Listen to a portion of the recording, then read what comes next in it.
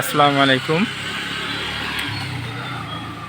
আমরা আছি কিসামত শেরপুর ঈদগাহ মাঠ বট গাছতলা নুরানি হাফিজা মাদ্রাসায়, যেখানে কালের সাক্ষী হয়ে দাঁড়িয়ে আছে একটি শতবর্ষী বট গাছ।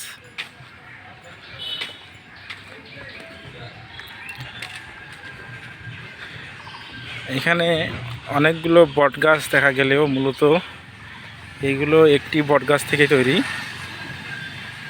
পুরো মাঠ জুড়ে অনেক পাচ্ছি একটি বট গাছ, যা তার ডালপালা ছড়িয়ে আরও ভিন্ন ভিন্ন গাছে রূপান্তরিত হয়েছে। শুধুমাত্র দুইটি গাছ আছে যারা স্বতন্ত্র, তার মধ্যে এটি একটি, এবং সামনে গেটের ডান দিকের গাছটি আলাদা। তাছাড়া সবগুলো গাছ মিলে মাঠটিকে ছায়া দেয়, যা একটি গাছেরই রূপ। দেখবেন প্রত্যেকটি গাছের সাথে ডাল বা গুল্ম মাটিতে পড়ে নতুন গাছে রূপান্তরিত হয়েছে।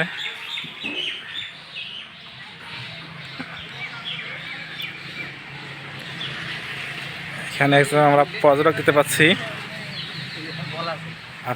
আপনার এক্সপিরিয়েন্স কি, এখানে অনুভূতি কি এখানে আসতে পারে? তো বছর আগের একটা বট গাছ দেখতেছি, এর বয়স মিনিমাম 100 কাছাকাছি হবে। কারণ এত বড় বট গাছ, আর দেখতেছি যে এর যে ডালপালা থেকে যে গাছগুলো হয়েছে এগুলোও অনেক বিশাল। তার কারণে এগুলো খুব ভালোই লাগতেছে, এর আগে দেখা হয় নাই।